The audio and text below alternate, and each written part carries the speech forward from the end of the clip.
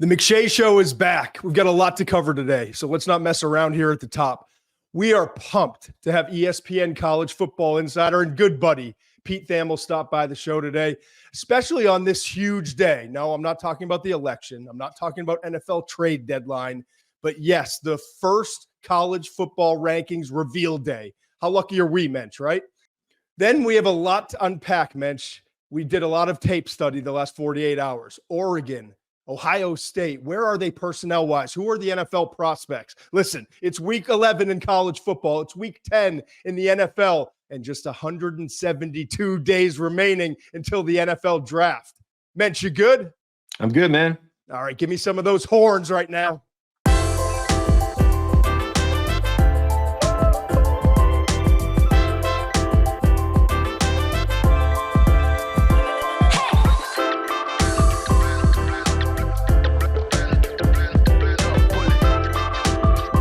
There he is, Pete. What's going on, man? Todd, good to see you, man. Thanks for having me, bud. Always good to talk a little draft and a little ball. Mensch, I'm not going to bore everyone with the background, but I'll never forget, right? Like 15 or so years ago, and Pete wasn't at ESPN yet, and I had the year where Urban Meyer was off, right? Yeah, right. And I'm flying, right? Well, but I'm flying down on Tuesdays every week, and we're taping a segment every week for game day. Oh yeah. And he was so, you know how Urban, like when he gets on something, like you just can't get him off the scent. And he, like, for 3 straight weeks, he was telling me, he's like, Pete Thamel. He's like, oh, I just love this Pete Thamel guy, you know.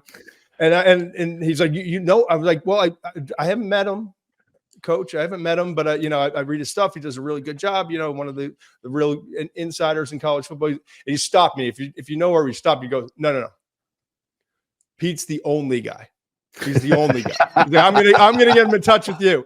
But I can go on and on, like the connections and the NFL drafts we spent together at ESPN, and appreciate this guy as a human being as much as I do for his college football insider take. But no one wants to hear a long rant from me on this. Pete, today's a big day. I certainly don't. I can tell you that. I know. I'm well aware.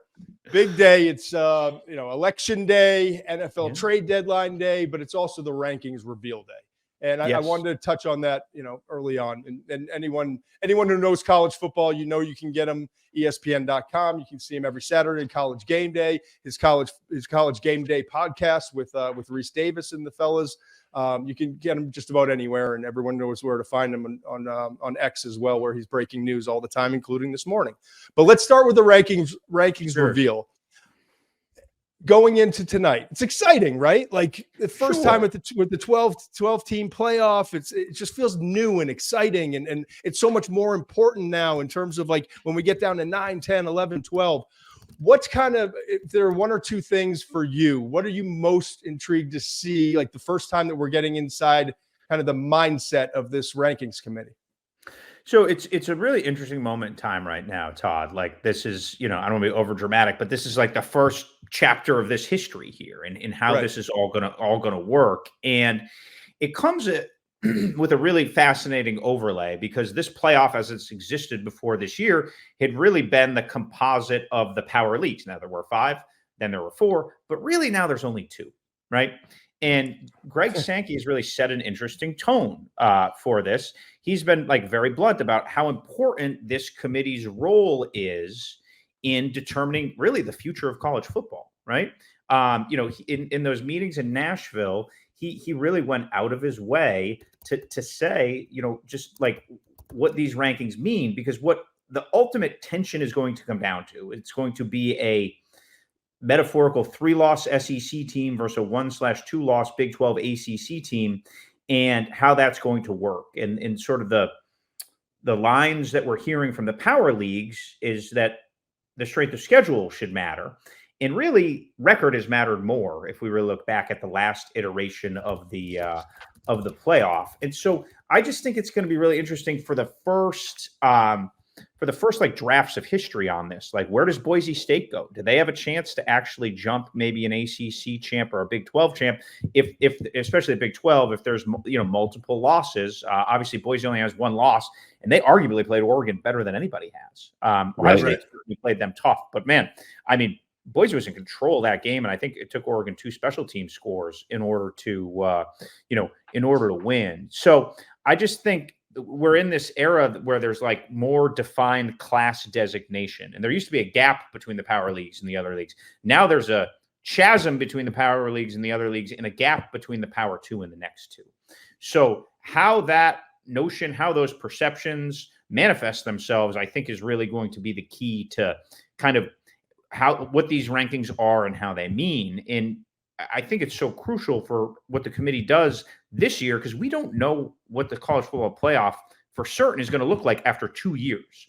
Right. So we're in the 10th year of a 12-year deal, and year 11 and 12 are all of a sudden 12 teams. But that next iteration, we think we know what it looks like. It's supposed to be a 14 team, but we're not certain yet. And the ground rules for setting that aren't really defined. What we do know is the SEC and the Big Ten basically have unilateral control over what's going to happen, or at least the right to push things away. The rogue Pac-2 teams aren't going to be able to push them around for things anymore. The voting structure's changed, and the world has changed. And I can't stress enough, this is year 21 for me covering national colleges, Todd. Like the last 3 years changed more than the previous 18, right?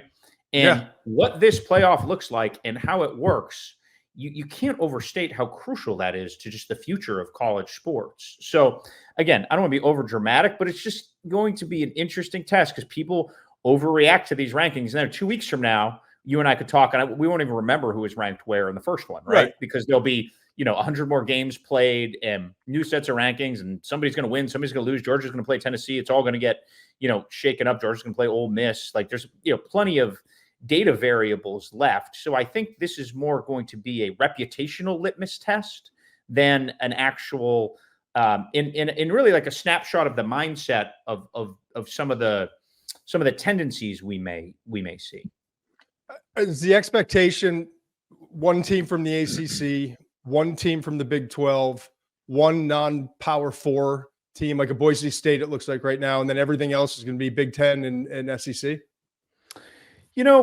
I actually haven't sat down and and graphed it out yet. And some of that is, I'm not going to cover this like live, so I haven't dug in, but I will actually just scratch this out now. Why don't we do like a fun little let's do it. I love it. Let's give Oregon the Big 10 championship. They've earned that, right? Let's give Georgia the SEC championship. Yep. I've got them at 3 right now. They went one at Texas. The Big 12, boy, we could do a whole podcast on that. Do we give it to? Let's say BYU right now. Yeah, BYU, absolutely. They absolutely. That's actually a no-brainer. And then Miami and the ACC. Yeah, Miami and the ACC. So those would be, and I think it's important for people to realize, like the rankings that come out tonight, it may be Oregon 1, Ohio State 2, Georgia 3, but when we talk about the seeding, those top 4 seeds are going to be the conference winners from the top 4 conferences, right? Yeah, and there won't be much controversy about the top 4, right? Unless there's a fly in the ointment with that. So let's just do that, and we'll put Boise at 12. They seem to be the one that goes there. So then we have 5, 6, 7, 8, 9, 10, 11. We'll put Boise at 12 here. So I'll throw some names out. So Ohio State will be at large, obviously. Yeah. So if they, I think the battle for 5, a lot of your listeners, Tom, might be draft people, NFL people, might be hardcore college people. I think this is a really important point about this playoff. The 5th spot is the best spot you can have.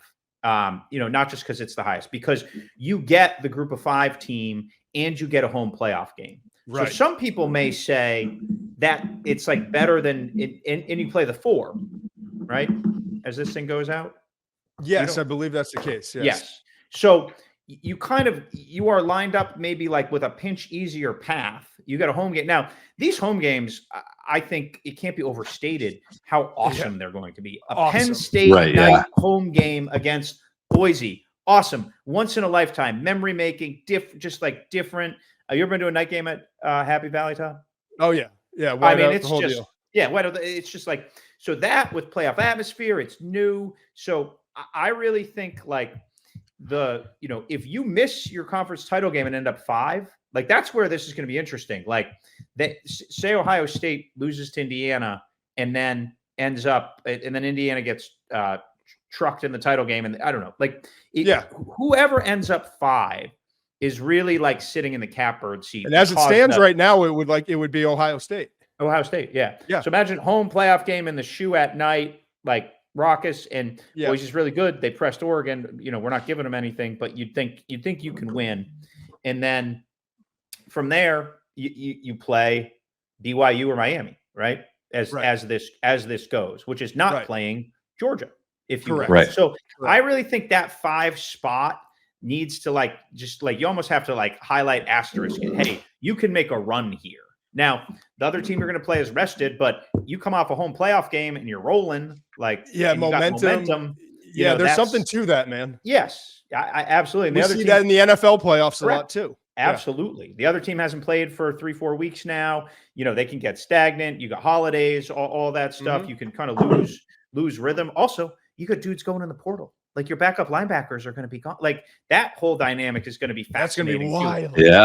Yeah. Remember Malik Murphy last year, who's the starting quarterback at Duke. He's a really highly regarded California kid who played for Sark at Texas. He didn't go play with Texas in that game because he wanted to go in the portal, commit to Duke, and go start there. And I think another thing that some non-hardcore college people don't know is that the title game's on January 20th. Like that's a little bit mind-bending. Because remember, you just think like New Year's, and then it kind of creeped out to the 9th or the 10th. Right. Now it's like the 20th. That's it's almost like another month. That's a completely different mindset for freshness, injuries, depth, all that stuff. Yeah. It's and for the portal, you got to be in class in some of these places. Like there's going to be tons of kids making really hard decisions. So Malik decided to go in the portal and go to Duke and get started. He didn't, he had a big offer and a starting spot available, and he didn't want to lose it. And I don't blame him, to go ride and be the backup. So there's just, and again, that's not going to be Ryan Williams making that decision, but it's going to be the kid with 12 number catches, 3 receiver, special teams, who says, you know what, I'm going to go to Memphis next year and catch 60 balls. Do I stick around and do this or do I not? And those are all metaphorical examples, but that's going to be real life. And if you're going on a month-long playoff, you've seen it all, how many random heroes show up in the NFL playoff and make a special team play, or the tight end gets hurt and it's some dude you never heard of who becomes here. That's going to happen. Look, right now, Texas A&M is down. They're moving a defensive back to running back. As much as we've loved this era of all this big school collision, there's collateral damage to it, man. These rosters are, I joke on Sundays that I'm the vampire because I'm either calling coaches about injured players or ADs about coaches who are going to get fired, but yesterday I literally spent the whole day on the phone on injuries. It's just there's just a lot of them because there are less flotsam and jetsam on your schedule, and more big games, which means more big collisions. And as you extend the season by multiple games, you're just gonna be dealing with that type of stuff. Just to wrap it up, and just my projection, we'll see what happens tonight. But my projection, we talked about the 4 conference winners. We talked about Boise State, and then you'd have Ohio State, Texas, Penn State, Tennessee, Notre Dame, Indiana, Alabama. So it could be where it's loaded and as expected and as it should be with Big Ten, SEC. So that's fascinating. No SMU, no pony love. That's where I'm interested. Where's Boise? Where's SMU? Those are the strength of schedule litmuses a little bit. Because SMU may not lose, and may go play Miami. If SMU beats Miami, does Miami still get in? Right. Probably. Yeah, probably. And SMU just handled Pitt. They're coming off the biggest win of the year, minus their 2 best pass catchers. There's a great scheme there. Nick Saban said it on game day. Kevin Jennings is the most underrated quarterback in the country. Really dynamic guy. They did a great job keeping 2 top quarterbacks. That's really hard to do. They had Preston Stone, who was kind of the local 4-star big recruit for them. And I remember they brought Kevin Jennings to media day, which was interesting. They brought both quarterbacks. I've been to a lot of media days, more than I ever really care to admit. Got to keep our guy. and they said, hey, we're bringing both quarterbacks. So right away, you're okay, they want to keep him, but there's a good chance this dude's going to play a series or 2, and then they struggled. Right. Who would have thought we'd be talking about the BYU SMU game with like huge playoff implications. Yeah. But that rock fight that BYU won, and give them a ton of credit. Jay Hill is like offered one of the best defenses in the country this year. Now, like you're talking about SMU and like, well, that's a really good loss, right? Yeah. Like that's a top 10 loss. 3 Whereas, points. Yeah. I mean, BYU was terrible last year, and they transitioned to the Big 12. So like I still think that's one of the beauties, Todd, of college football is you have Indiana from straight out of nowhere, right? Right. Like we were at JMU last year with Signetti, and they had an unbelievable run there, and they took 13 guys. But who could have ever imagined? Like who could have ever in their wildest dreams thought they'd be – and like, you know what? This isn't fluky. The level of competition hasn't been great, but they're really good. They are execution monsters. Like you'll appreciate this, and the draft audience will. So we went there for the Washington game for game day. So I called around and was like, hey, to some area scouts who've gone through there. I was like, so, what's the deal with these guys? And one guy's like, dude, I had to go in there and write up 22 or 23 guys, which is like a huge number, like a veteran players, huge numbers. You know how many are probably going to get invited to the combine? Really? The edge, Kamara? Curtis Rourke, the quarterback. Okay. Yeah. And then now there's like a plugger nose tackle from Kent who, you could kind of go. Now they have a couple younger guys, who may end up like eventually emerging. There's a receiver, Surratt, who's really good. They've got like a great middle linebacker, Aiden Fisher. I think those guys we're probably going to come back. They're not like super traitsy guys are going to rise up boards. And look, they could get another player or two drafted late in the round. So I don't want to sit there and you keep winning. You're going to get noticed, but this is not like some super team, like they have one sure combine invite. Maybe we'll give them 3 just to be generous. Like Ohio State's probably got like 18, right? Yeah. Like we just went through their defense could have 9 guys drafted. So yes. No, it's a supremely talented Ohio State team. So anyway, like that's still like, and again, I'm not like some romantic. I cover $1 billion pro sport. I've done it for a long time, but like the joy of college football is like wake up and 5 a.m. in the lobby, me and Stanford Receiver, like we're in Bloomington. Here we are. Yeah, just like we expected all along. Right. So give Signetti credit, man. What he's done there is one of the great coaching jobs that I've seen in my long time doing this. Well, one of my joys working at ESPN mentioned like there's something about the urgency of just like hanging out. You're in a green room or you're going to a set, or whether it's with Thamel or any of the information guys. Schefter, obviously, it's the same. Like you're always kind of like, all right, what's going? Is he on his phone? What's going on? This urgent scoop. So this morning we had to push back talking to Pete because there's breaking news. So bring us up to speed. What's going on? A couple stories that you broke already today. A couple stories where I was worried. I would have set the time for this earlier a little bit, but I didn't know what the voting line was going to look like in South Boston. But it was very, very efficient. So I was appreciative of that. You're the Cathedral Church. No, it used to be the middle school on D, but we just moved, and it was on. I'm West thinking the 4th. South End. That's where I used to be. Yeah, you're South End. Yeah, no, I'm South E. Sorry. Gotcha. But very, very smooth. All local Good constituents. And I'm not very political, but I think you guys can agree with this very non-political statement. I'm really glad the political ads will be leaving. Those of us who watch football for 30 hours a weekend, enough.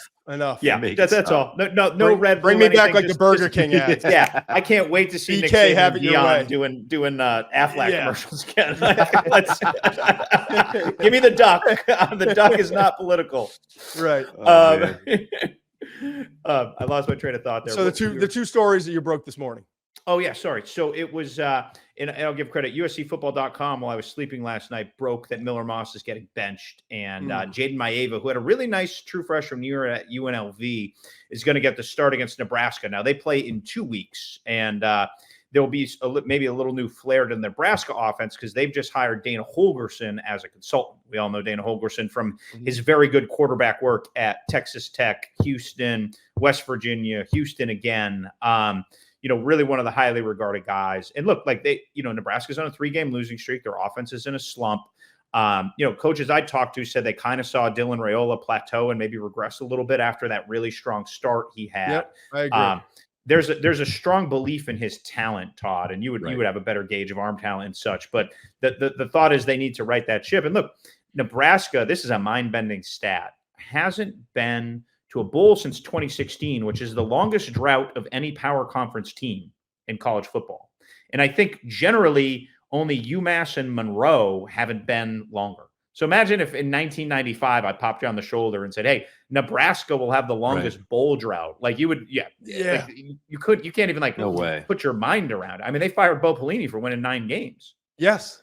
And so I think there's some urgency in that program right now. They're at 5-4 to get to 6. They have USC. I know they go to Iowa at the end of the year, and I think they host Wisconsin in between. So look, you're in these power leagues. There's no layups, gimmies. Man. There's no gimmies. Right. Yeah. And my joke this year: somebody's finishing 18th in the Big Ten, whether you like it or not. Like people lose half the games still, like even though you get more TV money. So and that's tough. Like USC is 15th in the Big Ten right now. It's like that's it's crazy. It's a wild statement. And again, most of those have been 1-score games. So Miller Moss, I think, is second in the Big Ten in interceptions behind Aiden Childs, the young quarterback at Michigan State. Rail is third.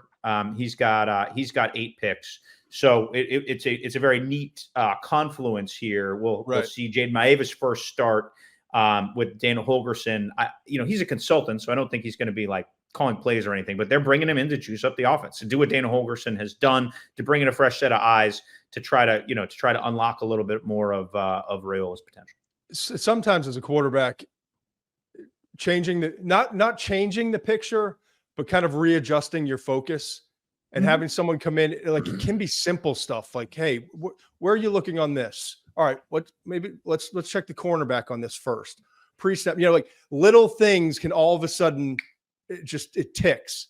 And you see it like with a really good coaches who have experience and know what they're doing can come in and say, "We're doing a lot of great things here, but let's do these 4 or 5 things a little bit differently." And all of a sudden, then you see the confidence build. So, I mean, we're all hopeful for Raiola because he is a special talent. I agree. Yeah. I mean, he's a special talent. Another, I'll transition with this because there's a guy in college coaching right now that I don't know is getting enough credit, and soon he will.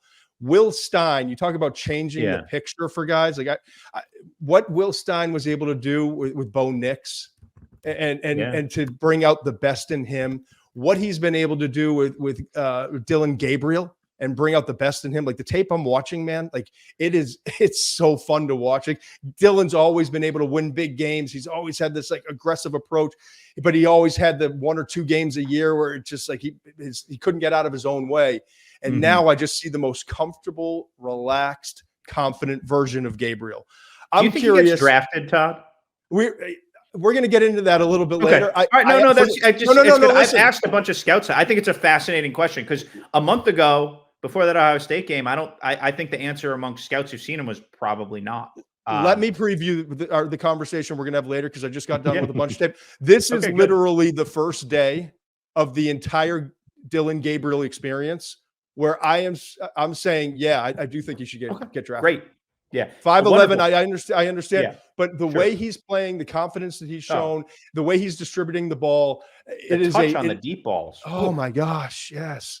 Yeah. So anyway, back to Will Stein. Yes. Because I kind of did a little deep dive on Will Stein and try to feel like, where's this guy from? And you got to remember, Dan Lanning takes over this job. He's got to have an OC he trusts as a defensive guy. He's and you got Phil Knight and all the money and the uniforms and the expectations, right? And to go hire Will Stein with his very minuscule background was talk about onions, kuyans. What can you tell us about that hire and what you know about Will Stein, his background? So I've known Will for a while, and he's a really impressive young coach. I believe he was a walk-on at Louisville, and I believe he's from Louisville. Yep. And learned from Bobby Petrino, which you can learn a lot of what to do, and you can probably learn a few things not to do. I'm glad you said it. That's fair. I don't think that's like a glaring criticism, right? No, not at all. But Bobby Petrino has an offensive mind. Yes. In my 21 years, he's in the top 5. You know what I mean? Agree. Like, I agree. That dude knows how to move the ball. He knows offensive football. There is, I'm sure it wasn't, a Miss Rachel episode every day in the quarterback room there at Louisville. But a lot of football was learned if you focus on the information and not on the delivery.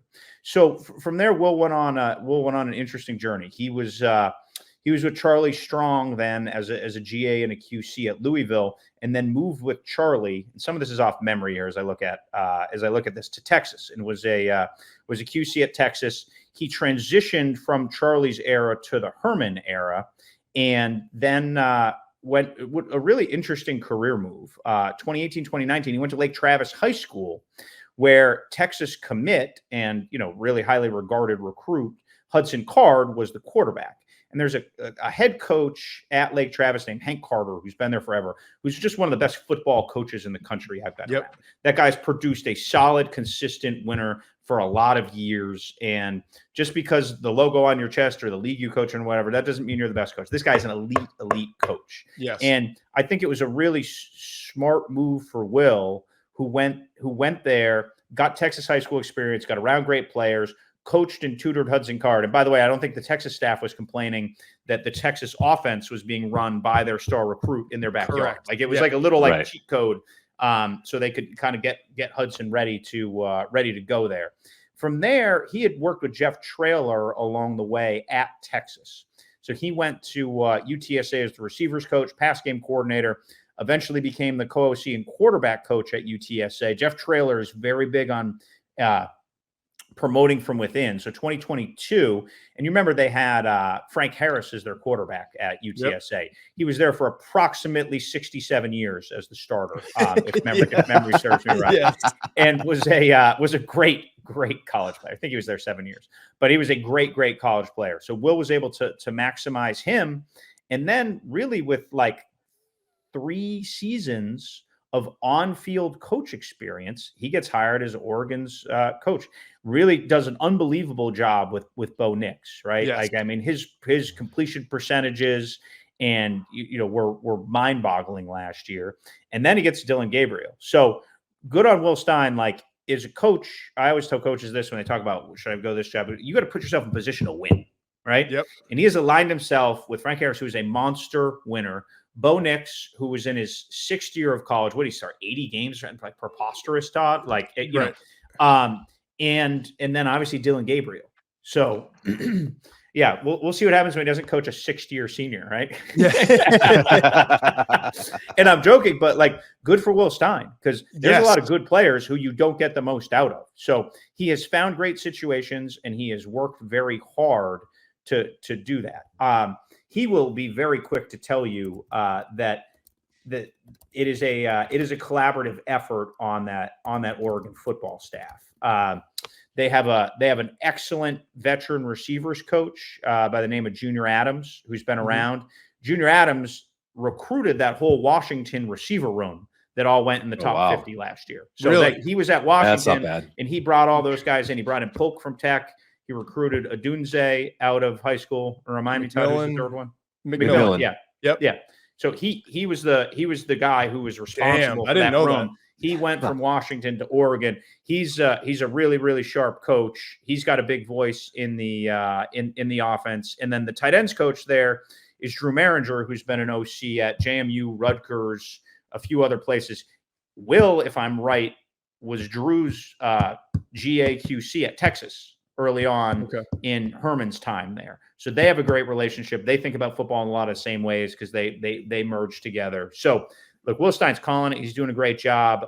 But from what he has told me, there's a collaborative effort there. Rashad Samples is the running back coach. He's in his 1st year there. He's a bright young guy. He spent some time with the Rams and with Arizona State. But there is they are very quick to say that there's a lot of collaboration. It's not just like Will off script and by himself. But it is a remarkable run for a guy who's a younger guy to 35 years old. I looked last night to have ascended and performed consistently at that level. And hats off to Dan Lanning to make that leap. When I'm sure it was criticized or people had questions like, really, this is your guy with all the resources we have, and to see that turn out the way it has so far. Mensch, you asked me an interesting question the other day. You can ask Pete about like the dynamics and the Ryan Day, Chip Kelly, like how that all went. Go ahead and ask him. Yeah, I was wondering. I wanted to know how that unfolded, and Todd made the good point that they're talking all the time. But when push came to shove, who first was the first one to breach the topic of, "Hey, man, I'm coaching the quarterbacks because my offense coordinator left at UCLA. I'm loving it. It's reminding me of what I really love about the game. I'm thinking about maybe getting out. Is there anything going on in Ohio State?" Who was the first one? Do you know who was the first one to bring it up and how that conversation unfolded? Do you have any kind of background on that? So I'd say this, Steve. Like we talked about 1 to 18 in the Big Ten. Yep. And this is my vision. Nobody said this directly to me. Like UCLA, where they were with NIL, where they were with roster, where they with resources, Right. was trending a lot closer to 18 than 1. Right. Yes, Agree. Yeah. And that's just not a fun place to live. Right. Mm-mm. And so Chip had all the pressures of being a head coach. And if you know Chip Kelly, like, he likes to coach football. Right. Yes. Like that's who he is at his core. I mean, he was the New Hampshire offensive coordinator for like a dozen years. We were at Richmond and played against them. Yeah. Oh, wow. Okay. Yeah. So like there's no like that. There's not a lot of what's the word I'm looking for here with Chip here? Like the ball is the thing he likes. You know what I mean? Yes. Like yeah. And he doesn't like to self-promote. He doesn't like to talk about himself hardly ever. I remember going to his office when they were hot at Oregon in his second year, the year they made the title game. And look, I live in Boston. We know a lot of people in common. I remember I sat there, we'd like chatted it up for like half an hour, and I turned the recorder on. I was like, dude, you got to say something. Like I came 3,000 miles, right. And he was just like, well, I was like asking him like when you can start the interview and ask reporter questions. And I think like the dynamic between Chip Kelly and Ryan Day can't be overstated, right? Yes, right. Ryan grew up in New Hampshire. They went to like what I've heard and read, the same elementary school, the same junior high, the same high school. They knew all the same people. Just in is it Manchester? Yeah. Yes. Manchester? Yeah. It is Manchester, New Hampshire. In that in that small town, in that area. Ryan's been very open in a powerful way about talking about his dad dying of suicide when he was 9 years old. And he has a lot of uncles and other folks who, were role models in his life. But it's undeniable that, once he hit high school and started getting recruited by Chip, there was just like a strong bond there. Right. And so, he plays for him. They grew up together. I mean, I remember when Chip got promoted, he offered the job at Oregon to Ryan that Mark Helfrich ended up getting. And Ryan didn't want to leave the Northeast and didn't take it at the time. I think he was at BC. And I think he had a young family. So like, there's always been like a really, really strong tie between those guys. Sean McDonnell, who was the head coach at New Hampshire for a very long time. Chip worked for him. You guys obviously played against Sean when you were at Richmond. And like that tree of guys. I mean, there's like Kevin Decker is the OC at Old Dominion now. Like that tree of guys. Alex Grinch is in that tree. Like there's there's branches of it that are kind of Holy Cross came from that that group. Yep. Yeah, absolutely. There's just got like you go out in New England and you meet a random Villanova coach. It's like a 50-50 chance at like a satellite camp that he like played for Sean McDonnell or coached for Sean McDonnell or like GA'd for him at some point at some point along there. So I thought that moment was pretty neat between Chip and Ryan after the Penn State game. Like that's genuine emotion. Knowing those guys that well and being able to like sitting on my couch just watching it, I was like that.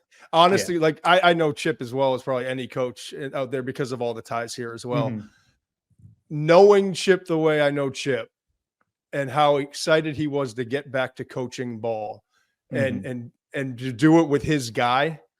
Yeah. Like how to put that was brilliant what he did on Saturday. I'm just gonna be honest, like that was his master class. He went great game plan.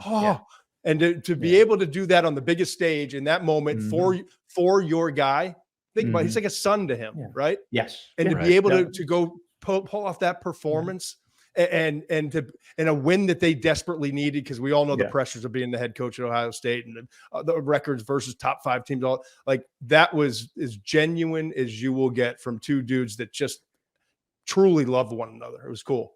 Yeah, Ryan Day in the post game with Jenny Tav looked like he won Powerball.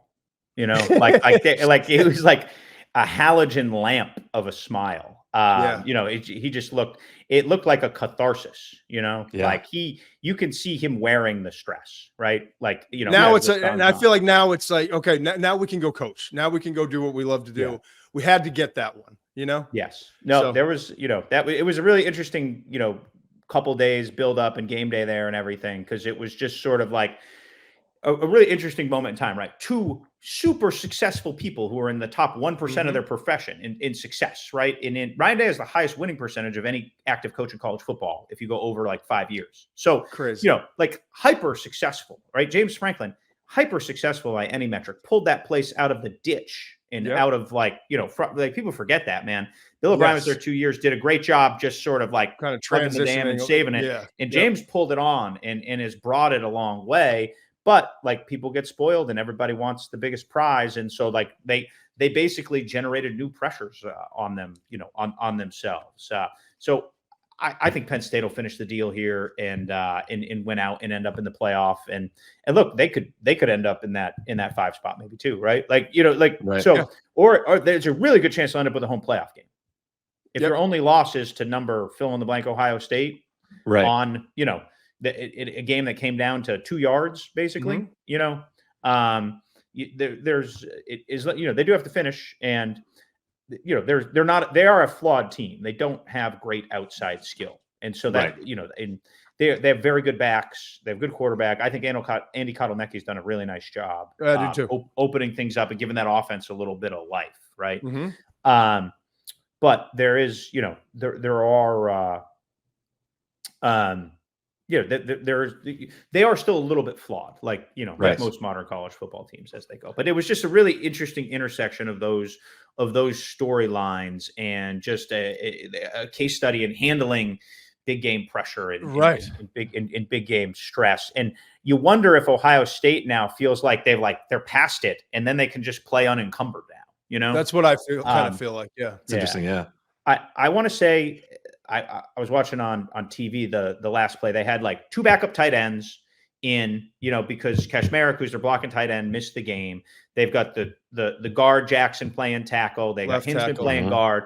Like, to me, it was a little bit of like, and then you have Quinshon Junkins run around the edge on the slide play and deliver a hammer block to seal that pass. Yes. Right. And Reese Davis mentioned this on our pod on the play. Howard got stripped on. Travion Henderson delivered like a decleat block that had the scouts wooing. So you've got a program win. You got your superstars doing the dirty work. You've got backups playing huge roles. Like Brendan Innes had a monster game in that game. So to me, that's when the program is humming. When it's not just like, let's wait for Jeremiah Smith to make a play. Let's wait for Mekabuka to make a play. You really have engaged. They had a backup defensive tackle, McDonald, make one of those big stops in the middle there because Tyleik Williams, I believe, was out. So like that's all of a sudden when you're saying, okay, like this is not, you know, this isn't just glitzy superstars, but there's some grit here. All right, from all the feel good stories, and we'll get you out of here. Just 2 last questions for me. To, you know, the inevitable part of your job. We're getting closer to Thanksgiving. You know, we already saw a second head coach in the NFL get fired. Talk about the hot seat like this. We're not going to be a hot seat type of show here. Obviously more NFL draft and personnel, but we've got you here. And I feel like it's important to ask you the question. Names like Hugh Freeze, Billy Napier, you know, Lincoln Riley, Mike Norvell. What are you hearing? What should we know at this point and what's going on in some of those big spots? So always the hot seat should be guided by contract. Lincoln Riley to be fired would be owed $90 million. And you would have a 90 plus. You would have a better sense of his NFL market than I would, Todd, but it's drastically different than it would have been as a head coach 2 years ago. I mean, I think he's 12-12 in his last 24 games. So that's a tough sell for a guy with no NFL experience to come in. And oh, by the way, he's making $10 million. So like, again, could he go do what Cliff did and call plays? Yes. Would he have to take a 60% pay cut? Probably. Yes. And that's not easy for anybody to do. I don't want to take a 60% pay cut. I'm sure you guys don't want, like, it's so like, you know, just because it's not working and you're unhappy, but it is a difficult situation there now. He's in year 3. They've regressed clearly. Right. Is Juju Lewis the piece at quarterback, the kid they have committed from Georgia? He's a special quarterback talent, reclassed, so he'd come in young. So I think that situation, barring something pretty drastic, right, is probably just going to keep playing itself out. Yeah. From there, Freeze will get more time. My understanding is he'd be owed $20+ million. He inherited a roster that was deficient in talent. They're fifth in recruiting right now. So I think there'll be some more staff changes and refinement there. But I don't feel like that's hot. Much like Mike Norvell, who'd be owed $65 million. Like he had back-to-back 10-win seasons. He was undefeated in the regular season last year. I can't see, I don't even think those are really conversations. Billy Napier, that's conversation. I would say that I give Billy Napier a lot of credit because, they were DOA coming out of that A&M game. They had back-to-back home blowout losses. And it's hard in this era, especially, to keep a team together, rallied, in sync with a lot of noise around them. So I think Billy Napier has done an excellent job coaching this football team. They have a ton of young talent that you're starting to see. And look, they were competitive with Georgia. I mean, they led the game in the fourth quarter. Yeah. So Lagway went out. If Lagway doesn't get hurt, you never know. And you feel bad. They're, excuse me, Todd. But their schedule is brutal, man. Brutal. And they're one of the rare teams that had two good quarterbacks. It's hard to have two good quarterbacks on your roster. And they had two, and they're both hurt. And that's just now we're down to a Yale transfer. Yale transfer. Yeah. And then I think they have Clay Millen on their roster, who played at Colorado State and Washington State. I believe he's of the West Coast Millens, but he's their fourth-string quarterback, so I'm not going to claim I know much more about him than that. So it would be $26 to $27 million to fire Billy Napier. That would be the second biggest buyout in the history of college football. Really? It would, yes. Yeah. So Jimbo's the highest, and Gus right? Malzahn, it was in the 20s, mid-20s somewhere. What was Jimbo's again? Remind me. 76. Yeah. Wow. Cool 76. Yeah, it's nothing. The oil money. We're good. Yeah. What about Gundy at Oklahoma State? So, I mean, he's sort of earned a bad year, I would think. Because remember, he got in some trouble, right? Said some things. They kind of re-engineered his contract, but I believe they've re-engineered it back now. So I don't think there are conversations. But look, he's an excellent football coach. Mm-hmm. I'm shocked that they're winless in the Big 12. I'm shocked. Yeah. It's just like 6 in a row.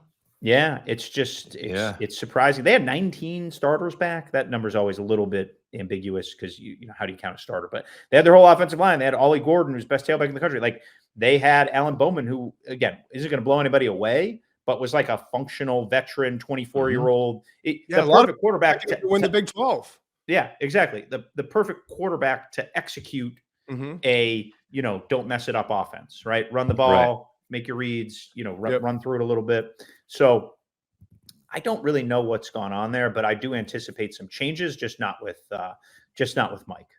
But it is like shocking. John Wilner, the West Coast writer for the Bay Area newspaper group, had a great tweet. He had the top 5 preseason Big 12 picks, and K-State has a winning record. The other 4 have like bad losing records. They're not like 3 and 4. It's like 0-5, 1 and 4.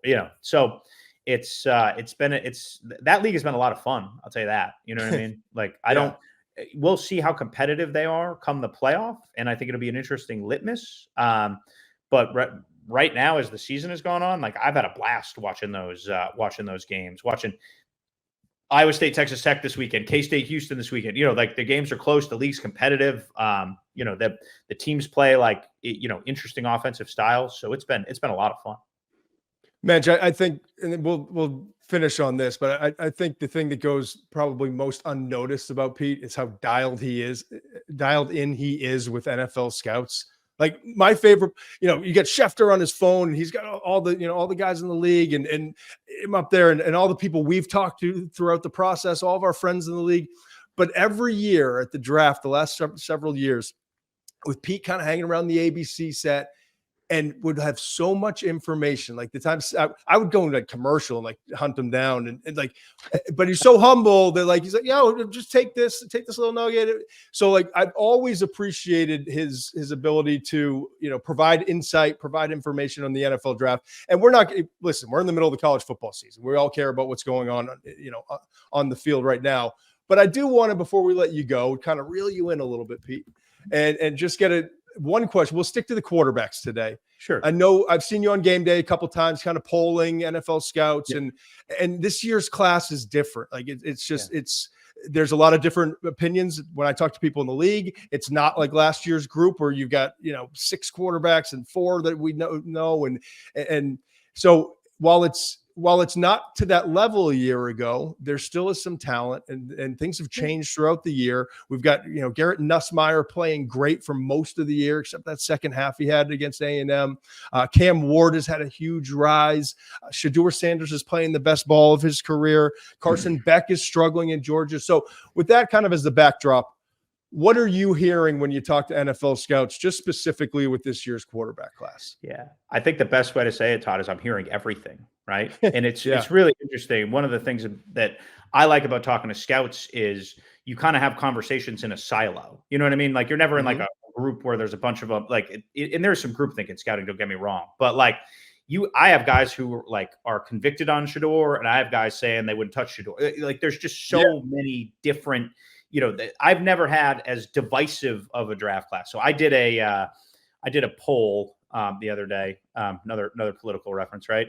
Yeah. And I texted or called 20 scouts and said, "Hey, who's your QB1?" It was I looked it up here because I thought you might ask me about it. It was October 5th. We did the hit when we were in Berkeley, and it was 9 for Shedeur, and Beck had just had the bad game against Bama. He still had 5.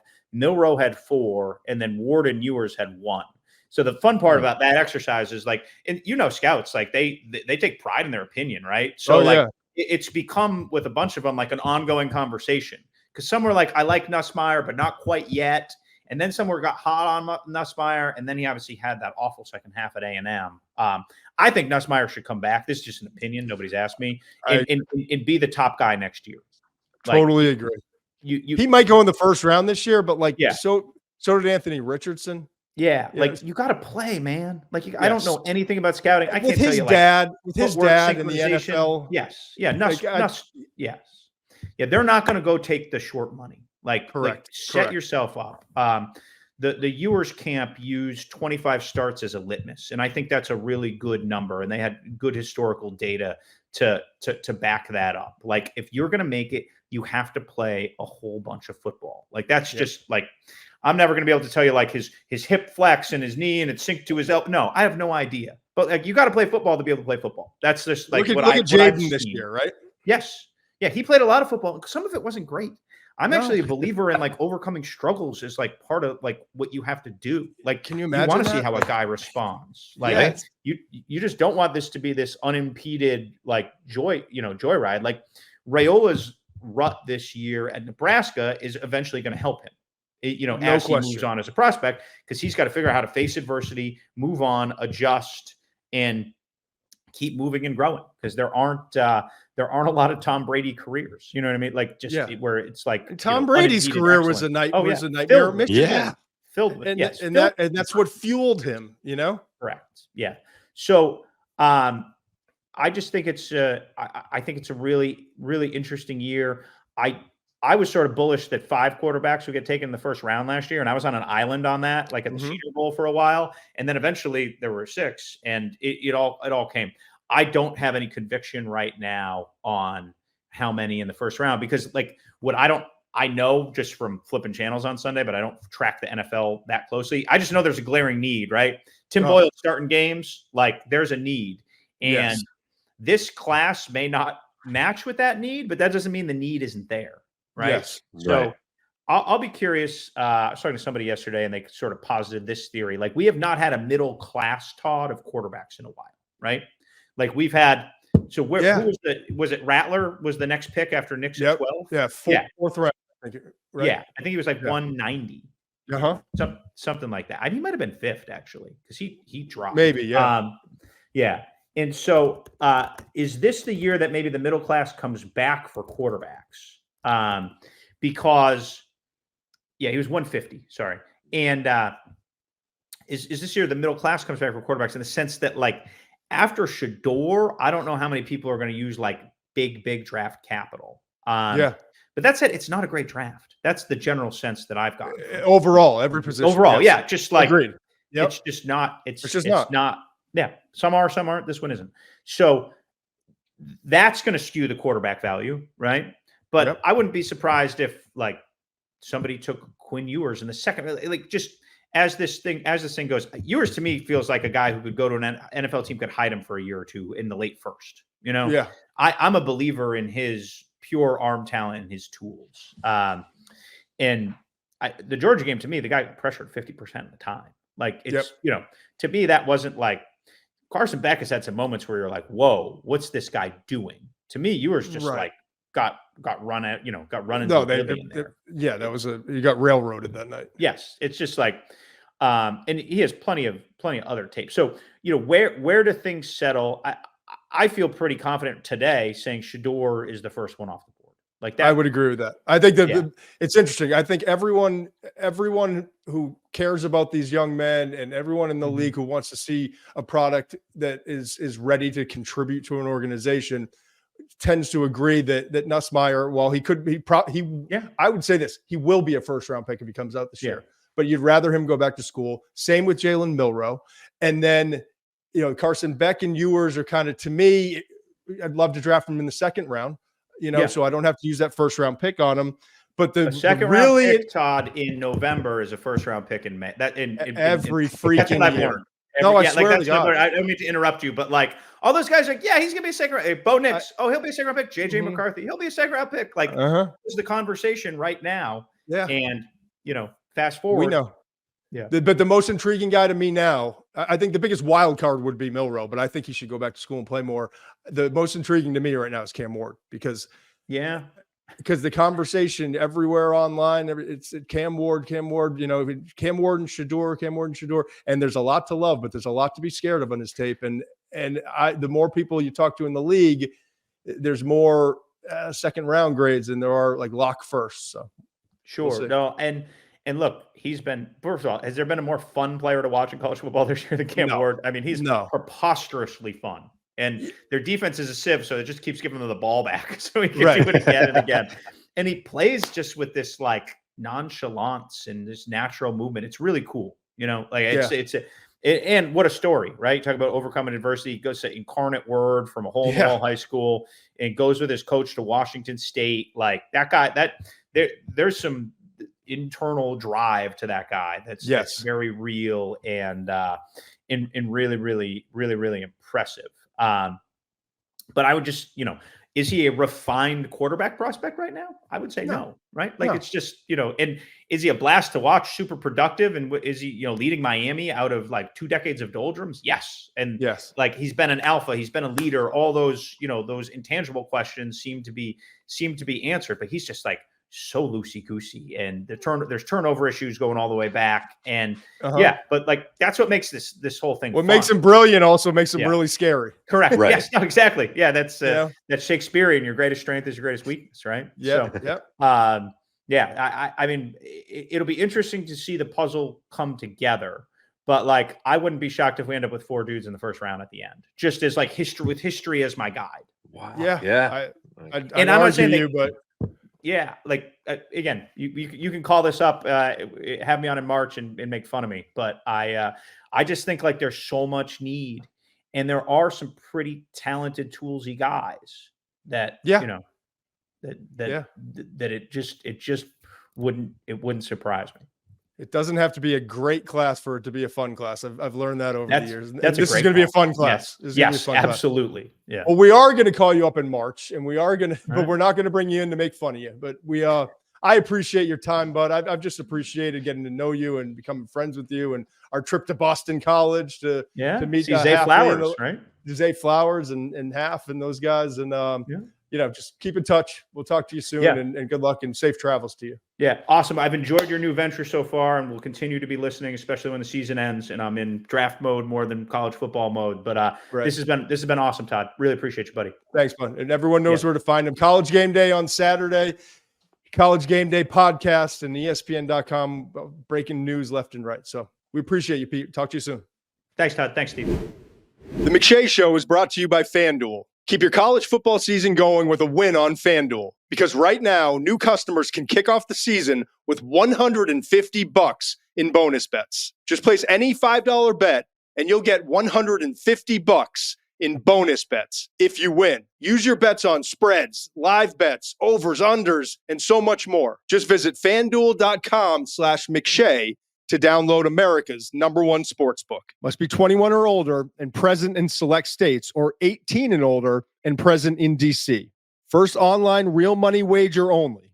$5 first deposit required. Bonus issued as non-withdrawable bonus bets, which expire 7 days after receipt. Restrictions apply. See terms at sportsbook.fanduel.com. Gambling problem? Call 1-800-GAMBLER or visit rg-help.com. All right, Mensch. That was a lot of fun with Thamel. He never disappoints. It's you and I now. Let's not mess this thing up.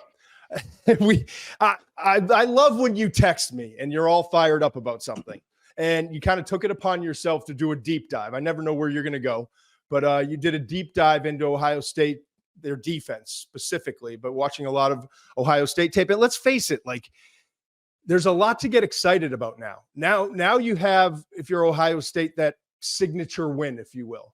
They played a great game for the most part, not a perfect game, but played a really good game, I'd say, against Oregon in the loss. I don't even think on Saturday it was Ohio State's A game. I would say it was their B game. But had it been not for 3-4 plays, they might have blown out Penn State in Happy Valley. I think that's something Ohio State can look at right now when they're looking forward about something to be optimistic about. I don't think they played their best game yet. And they were right there with Oregon at the end of that game. And you look at that tape, and again, that was not their best game. They still haven't put together their best performance. So I think that's something, if you're an optimist, that still might come down the road when they need it the most. Yeah. And I went back after you set up, I'm doing a deep dive for whatever reason you decided on Ohio State. I went back and watched the two tapes specifically, Ohio State defense versus Oregon, Ohio State defense versus Penn State. And I saw improvement. I actually saw improvement from the first drive against Penn State and the adjustments they made. That first drive against Penn State, they were getting gashed up the middle. And it was Tyleik Williams and the other defensive tackle, 58, I think it was. Ty Hamilton, yeah. Ty Hamilton. To me, they were getting up the field, they were penetrating, they were disrupting, but they were getting gashed in the middle of the field, specifically by quarterback runs. So I don't know if it was a gap discipline thing, if they were getting out of their rush lane. That's been an issue overall over the course of the years. They've been getting caught out of lanes. You see it in the Oregon tape a little bit. I don't know if you did, but there was a couple of times that they let, you have a 5'11" quarterback in Dillon Gabriel, and they're letting him step up and create windows. It's not so much that they needed to get him to him. I thought they needed to take away space and really affect what he could see within the pocket. And they were just I thought, too aggressive. Yeah. But after that first drive against Penn State, I noticed we're pinching in more gap discipline, not perfect, but more cognizant, if you will. Right. To me, it was they came over the sideline, talked to the coaches, very obvious the tweaks they were making in game, which as a coordinator, you love that your players are responding to what you're coaching them on the sideline in game. That's not always an easy thing to do. So I thought they cleaned that up. And so that the first drive, Drew Aller had 3 productive runs. I think it was 3. Yeah, 3 productive runs. And from that point, after that first drive, that was not really a major aspect of the game anymore. So to see them clean up some of those things was impressive. But let's just start with you, bud. You went through the tape. I did too. What stood out to you the most? And I'll start with one thing and then I'll let you take it. My God, is number 2 different? Oh yeah. I mean, Caleb Downs, the safety for Ohio State, is he could play in the NFL tomorrow. Right. I truly believe, and I don't say that lightly. I don't. I'm not one of those like, oh, he could out of high school. Like, I don't believe in that sort of thing. I do believe in the tape though, and I believe in the like his instincts, his aggressiveness versus support. Like some guys are just different. You know what I mean? Like some guys. All right, let's take 44 out of the game. And when he was matched up against Warren, the tight end, who had 17 catches against USC, Warren wasn't a factor, bud. Like he wasn't. Right. And just as impressive to me is like how quickly he was just firing the lane versus the run, and how effective he is in support, how good his angles are when he gets there, how effective he is as a tackler and kind of filling in the gaps. So that was the first thing that jumped out, because we are so focused, hyper-focused on the prospects. Tyleik Williams, defensive tackle, along with Ty Hamilton. Igbinosun at cornerback, number 1. Then opposite side, 10, Denzel Burke. The 2 defensive ends, TJ and Jack Sawyer. Like, so sometimes when you know that number 2 is not a prospect, you just kind of like look past him. But sometimes guys are just impossible to look past. So my takeaway is, and it's Malachi Starks, great player, Georgia. He's going to probably be the first safety off the board. Some other good safeties in this class, but 2026 is when like the guy at safety comes out. So that was my first takeaway. I want to know what jumped out to you. Well, yeah, I mean, I think he's the best player every time he steps on the field. I don't know. I don't know who. I just don't know who's going to be better when he's on the field. And really quickly, just also the versatility. I mean, he's not just good at one thing or great at one thing. He can do literally everything. You want to play him in the box, you want to spot the quarterback, you want to play him deep, or match him up against the tight end, whatever you want to do. And that makes him that much more of a nightmare for offense coordinators. But to get into the prospects a little bit, a lot of it was, we've already talked about this a lot. And the standard is the standard at Ohio State, right? Mm-hmm. So let's keep this in perspective, because I think some people might watch this and be like, yeah, Mensch, Ohio State's still pretty good this year. And look at the numbers and the stats. I get it. But the standard is the standard. And this is not the same kind of talent that we've seen at Ohio State in the past, in my opinion. And still, I say that, and the depth is good. I think 9 players in that defense could get drafted. Will they all get drafted? I don't know. I think 9 could get drafted. Who's your lock for a first-round pick other than Downs, who's not coming out this year? You have a lock as a first-round pick right now? I don't have a lock. I mean, let's just do this. We'll jump ahead and then work our way back. I don't have a lock, and we can throw up a graphic and talk about this. It's too early in the process. We're not going to give out grades. You and I compared some notes. I think we're very similar. Like, you have your rankings, I have my rankings right now. We'll have long conversations about why that is. We'll have long conversations about our disagreements. But at the end of the day, I want your opinion. I have my opinion. And then when we're working together, we're forming, we're taking those opinions and we're stacking our board. So here's what I think we can agree on, ballpark wise. And at this point in the year, for me, it's not about. I always talk about landing planes. Okay, that's and I hear like different people say, like, I want to get them in the neighborhood, I want to get them in the zip code, then the neighborhood, then like the exact street. However you want to view it, I view it as air traffic control when we're in early November. Right. We got it's 6 a.m. You got planes. If you ever look on like the flight track app, you got thousands of planes flying from all over the country, right? And it's like, how the hell are they going to land all these planes, right? And so we're kind of in that process. Like, the flights took off at 6 a.m. It's now like 8 a.m. They're kind of starting to head towards their destination. I want to start getting them headed all in the right spot and figure out, okay, which ones are going to land first, which is the group that's going to be the second group to land, and then so on and so forth. So for me, not giving grades, but if we tier them a little bit, what are the planes that are going to land first? The planes that are going to land first, to me, are Tyleik Williams, defensive tackle, and Davison Igbinosun, the cornerback. Agreed. Those would be the top 2. Then I think a secondary tier, if you will, would be JT, the defensive end, and I've got his pronunciation here. I'm not going to butcher it now, so everyone can run with it, but I will get it right. I always do. I usually like Kuiper gets the pronunciations in August. I get them by like November, December. But JT, the edge 44 and 33, Jack Sawyer. Those to me are like the second tier. Okay. And when I say second tier, we're talking day 2. Tier 3 for me would be Denzel Burke, the other corner, number 1. Ty Hamilton, defensive tackle. Lathan Ransom, safety. And then tier 3, tier 4 is kind of Cody Simon, the linebacker, who I think is significantly better. I don't want to say like a huge difference. Yeah. But I think he's a really good player. I don't think he's special, elite. I think he's a damn good football player. I think he's going to play a while in the league, like covering kicks, backup linebacker, maybe works his way into a starting role. And then Sonny Styles is like more of a fringe guy to me, the other linebacker. So for me, that's 1, 2, 3, 4, 5, 6, 7, 8. Yeah, 9 guys that could get drafted.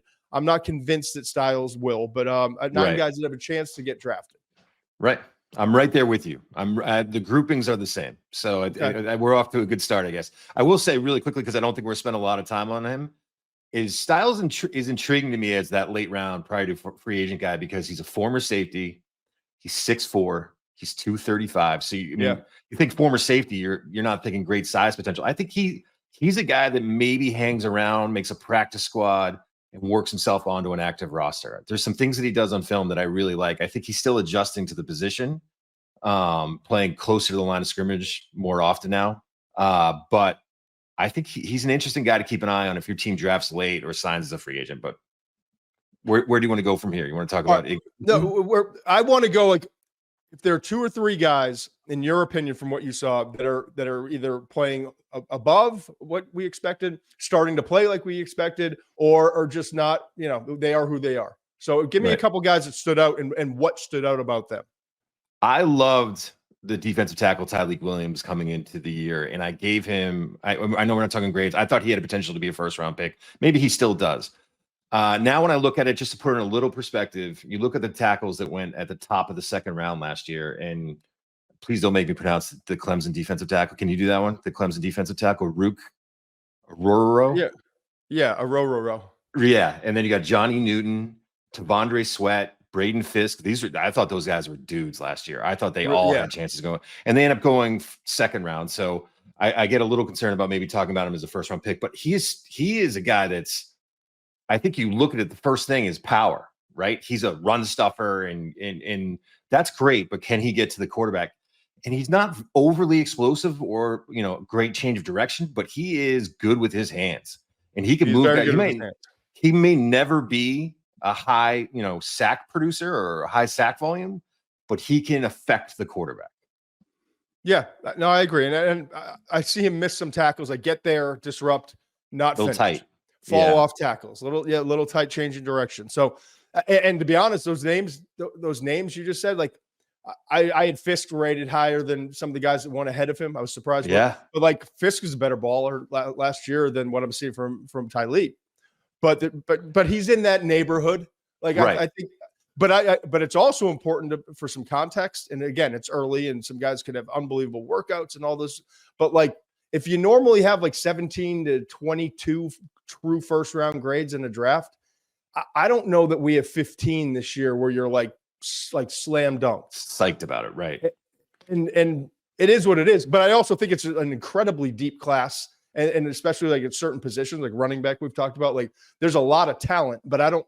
So a second round grade last year may have been a first round grade this year. And vice versa. So with all that said, Williams could go in the first round, but his grade may be more equivalent to a second round grade. What about Igbinosun?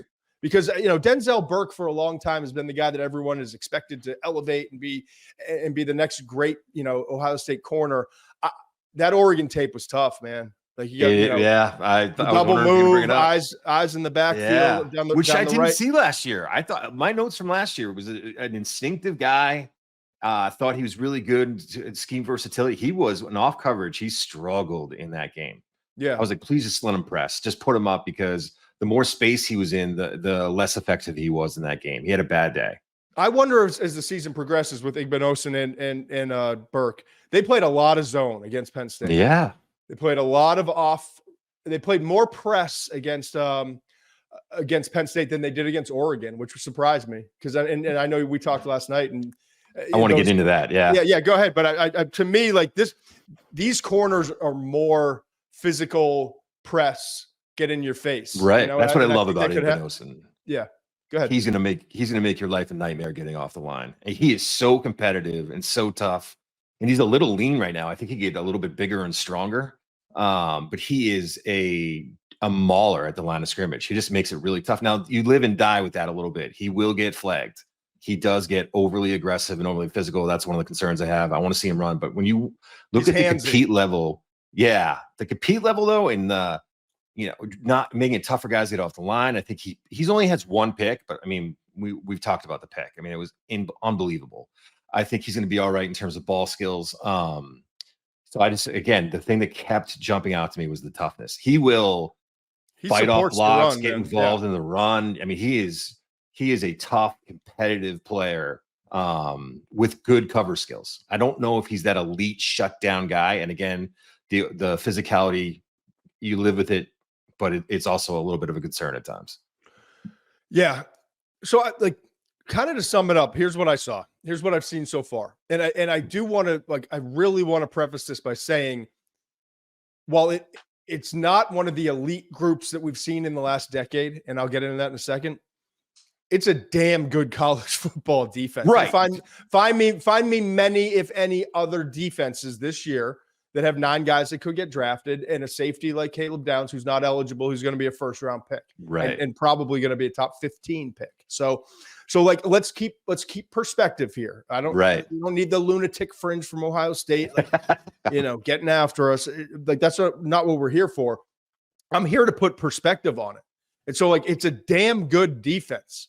And it's a defense that's improving. I think that's the most important thing. Like we talked to Joel Klatt last week, and he was saying, talking to coaches, there's disappointment in individual performances, and they're having to blitz more and take more chances because they're not getting some of the play out of the guys that they expected to get. Well, I started to see against Penn State, they're starting to get play out of those certain guys that they were disappointed in earlier in the year. So it's progressing the right way. I also think as a team, not just defensively, Ohio State, you got to understand the pressure cooker that this organization, if you will, that this program is in. It's different, man. And so they had one huge game early in the year, and they lose it on the road in a brutal finish of that game, right? And then it's all this lead up to Penn State, and you're going to Happy Valley. And what if this is the year where we lose again to a top 5 opponent, but it's Penn State, and we should always beat Penn State. We beat them 14 or less, 16 or whatever the numbers are. So I think I'm excited to see Ohio State from this point on. Are they free? Do they start to play loose? Is that monkey off their back, to use an old cliche? You know what I mean? Because when you live in Columbus and you've got everyone's talking about one thing, Ohio State football. And for a long time after Oregon, it was everyone's talking about one thing. They're not achieving at the level we expect. The best roster money could buy. So I think I'm interested to see the psychology. If all of a sudden Ohio State's all right, we're here. That's more what we expected to put on tape. We got past that huge hurdle. Now let's just go play ball. And you look at the rest of the schedule, Purdue, I want to see him come out and just absolutely stomp Purdue. At Northwestern, an Indiana program, undefeated, playing great ball. But let's face it, the gap in talent between those two, that to me would be a statement game. All right, Indiana, I'm excited for that game. Yeah. Yeah, this is cute, but we're Ohio State.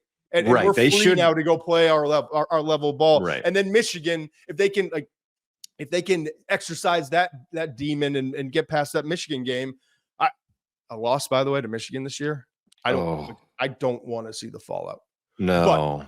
But from what we're seeing on tape, this Ohio State team is getting better. So I'm excited to see what happens down the stretch. But now let's go back.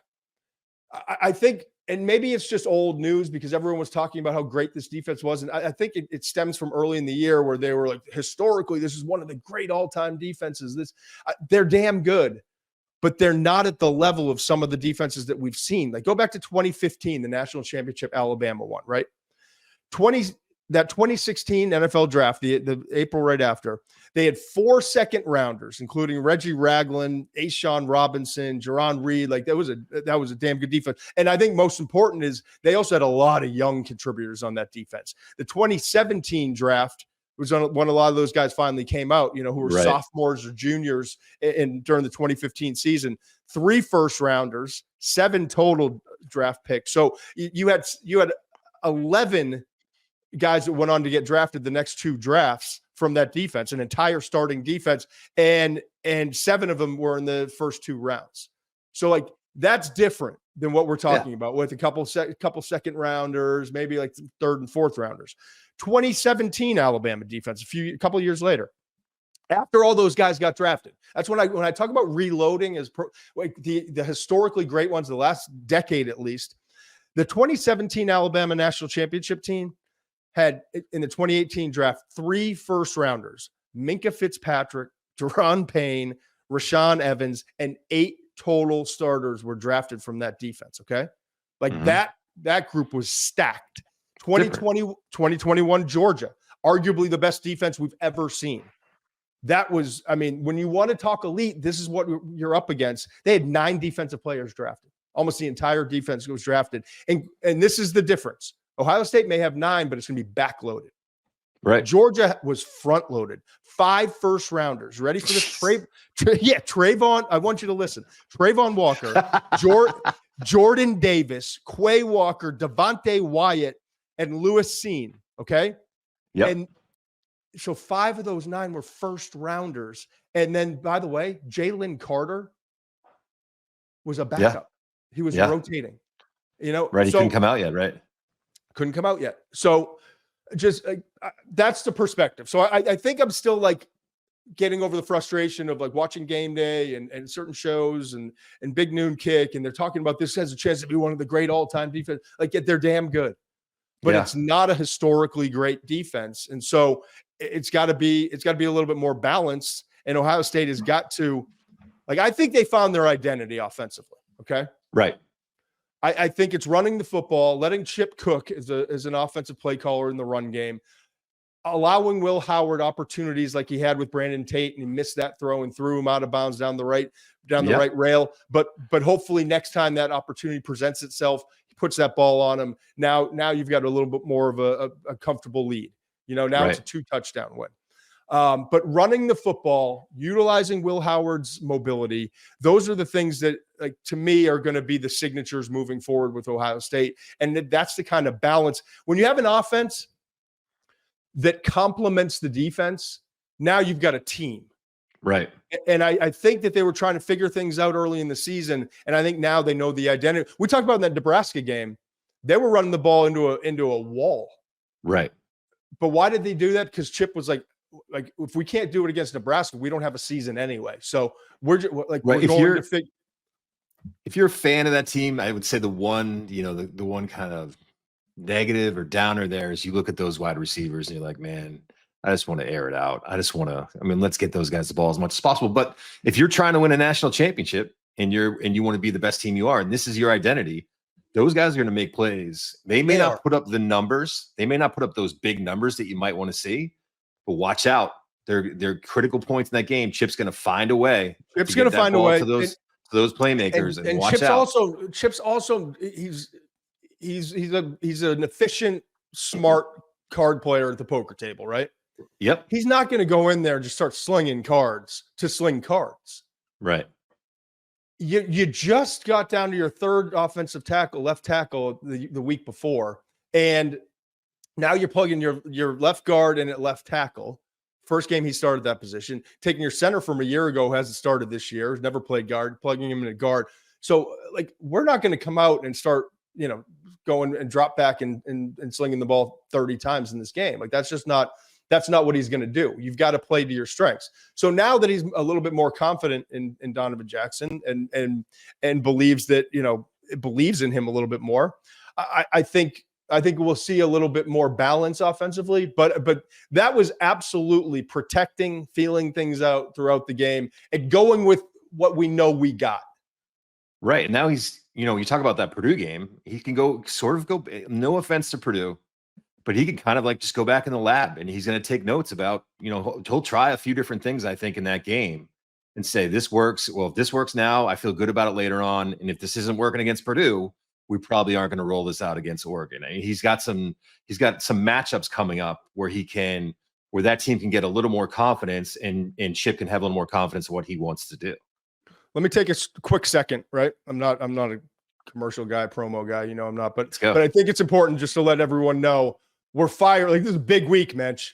We got the college football rankings reveal, that we've talked about. Tonight, after the rankings reveal show, Mensch and I are going to be back on. We're going to do you get done with the show and you're like, who can I talk to? Like, who am I calling? Like, just come check us out. We'll hopefully not drive you crazy, but we're going to have some fun with that and figure out, like, it's the first time that we now get a glimpse into the committee's, mindset, right? And let's talk about that. Have some fun. Like, is Alabama going to be in the top 12? Where do they put Indiana? How high is BYU? Like, what do we like? What don't we like? Yeah. So we're going to have some fun with that. And then the other thing that we're excited about this week, Saturday night, like, perfect timing. We had to, like, kind of, trudge through our first shows. Saturday night, the reaction show, we did it after the great Texas A&M LSU game 2 weeks ago. This past week, we did it after Ohio State, Penn State, and a couple other games. But this week, we're live on YouTube. You've got to check this out. Right after Herbie and Fowler get done with that LSU-Alabama game, you got to come join us. We're going to break down that game, some of the other big games as well. But it's our first show that we're going to do live on Saturday night. We're excited about that moving forward. That's going to be it. When you're done watching that primetime game, come hang with us if you get some time and you want to kind of air things out mentally and hear what our takes are. Yell at us a little bit. Agree with us if you want, however it goes. So I just wanted to promo those two things that we're really excited about this week. All right.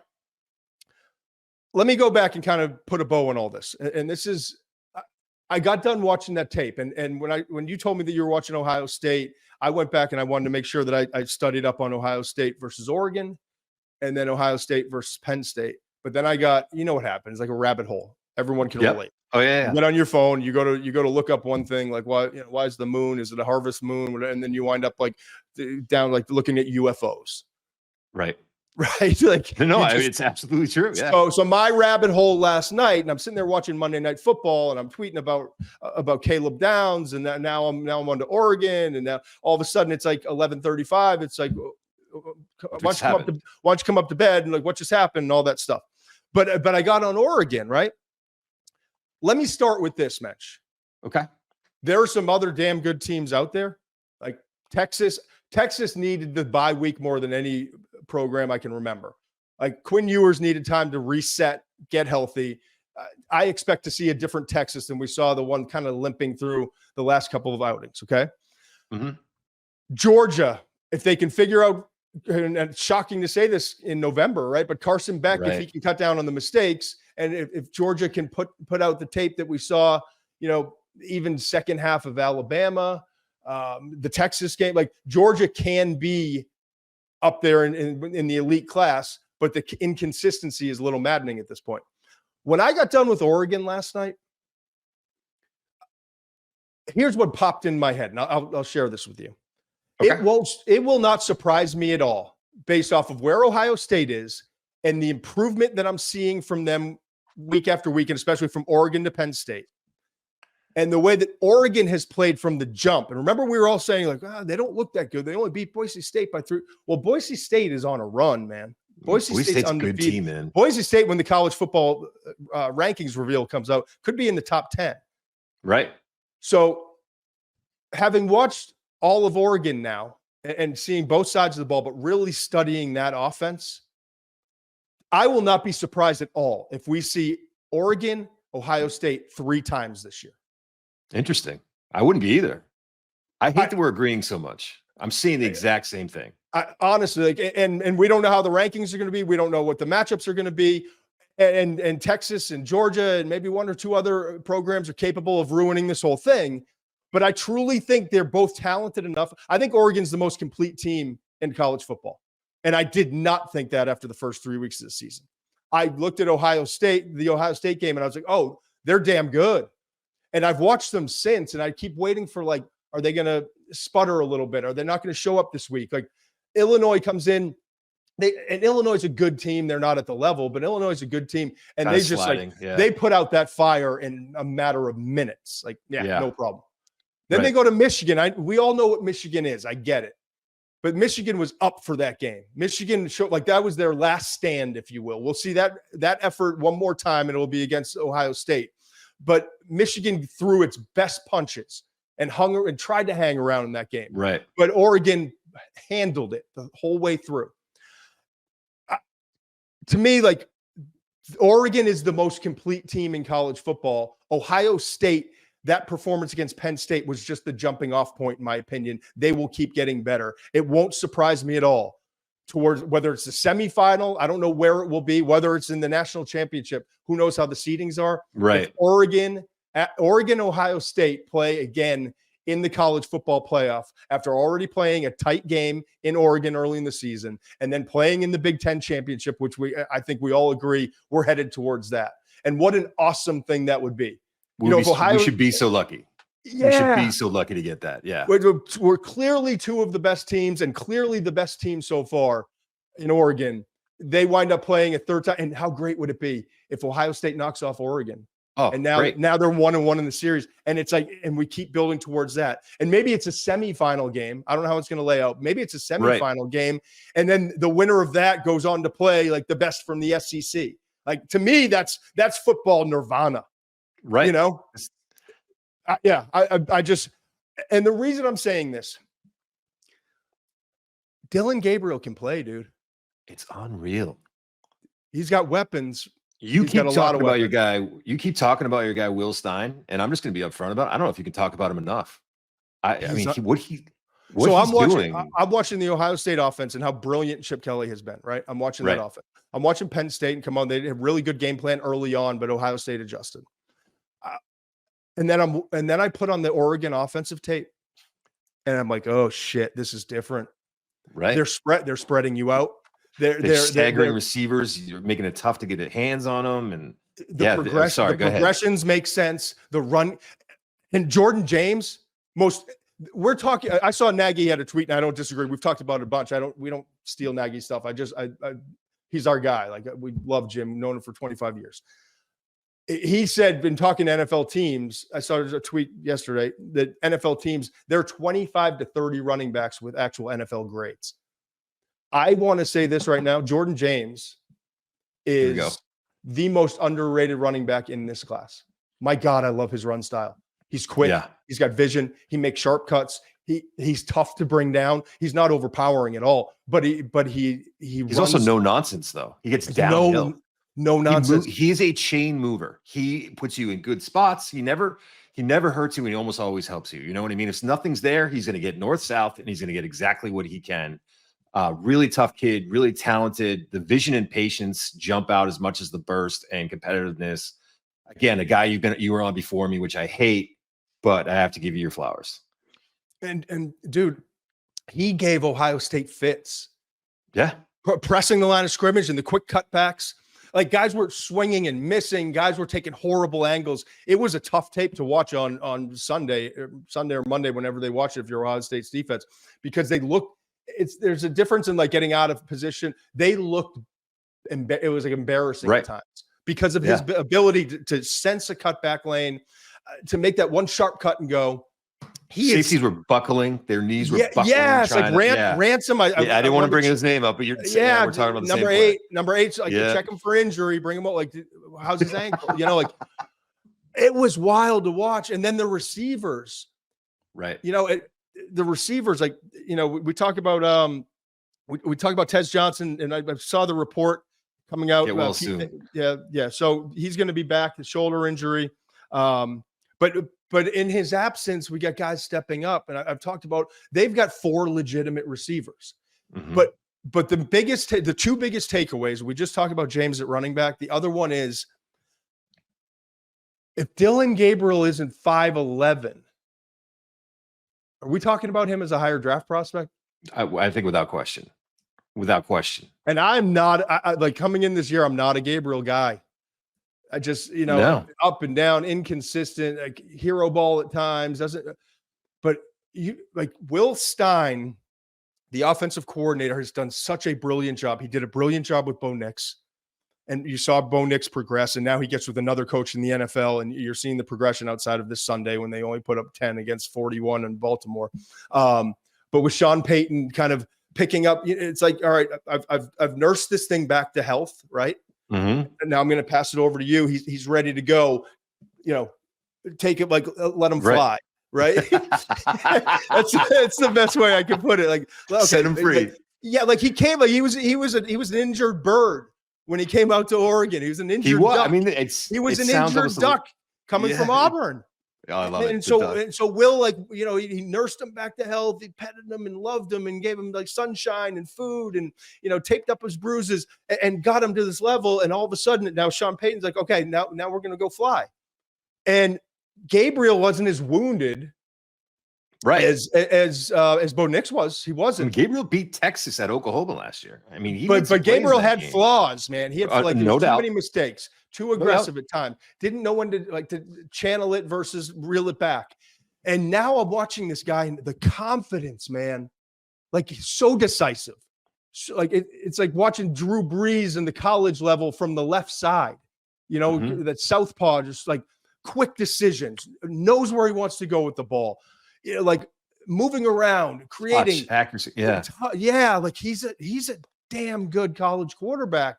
And I don't know, 5'11", 210, 215. It's not necessarily about size. You have to be elite and special. I'm not saying he's going to be a starter in the NFL, but like for the first time ever watching his tape, I think Dillon Gabriel's got a shot to hang around in the NFL as a backup for a little while and see what happens, And I didn't think that. I am so impressed with this Oregon team. Right. I mean, I agree with everything you're saying. I will say that the Tez injury, I'm worried about. We'll see how that all plays out. I don't want to speculate because as talented as they are, he's the best. He is, Evan Stewart came over Texas A&M, talented kid. The Alabama transfer, Holden had a really big game. I just think that Tez is their best weapon. So ideally you want to see him stick around. I mean, you want to see him get back in the lineup. Sorry, not stick around. You want to see him get back healthy and 100% and playing at the level he's been playing all year.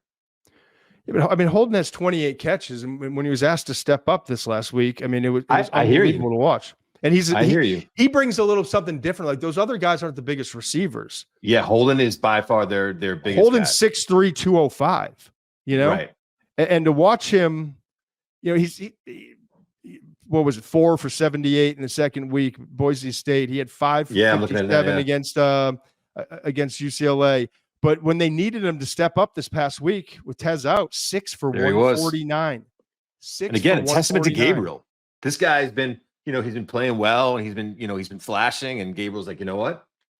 I'll throw him 6 times for 149 yards. I'll find the open guy. To Gabriel and to Will Stein, right? Again, yeah. Because I'm not saying the system's getting him open. I'm taking nothing away from Holden. I'm taking nothing away from Justice Lowe, number 14.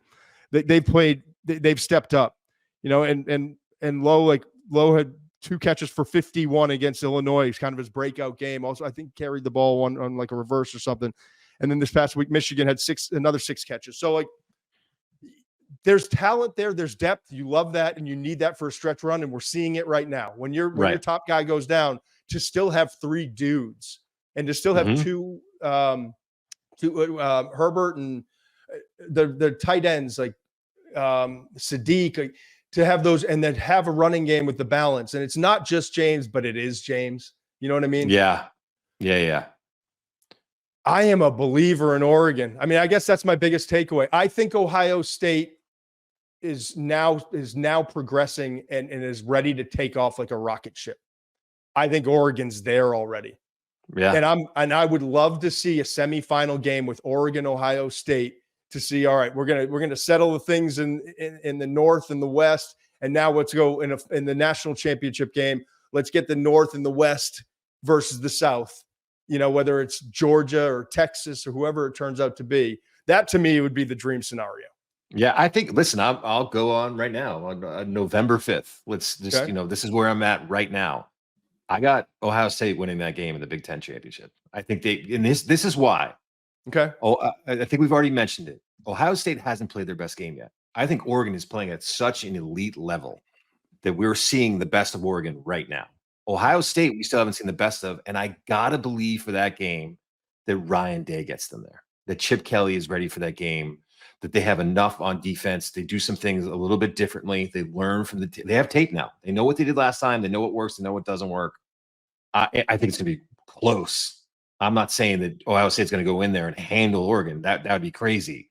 But I think Ohio State, I have them winning that game right now. If you have it in your head. We got a lot of exciting stuff coming up, man. Like tonight, I'm fired up. Ready to go there, huh? No, I was actually letting you finish and be the last word. Are you uncomfortable with that? No, I'm good with that. I'm just not used to it. So that had me. That's fair. That part's fair. Yeah.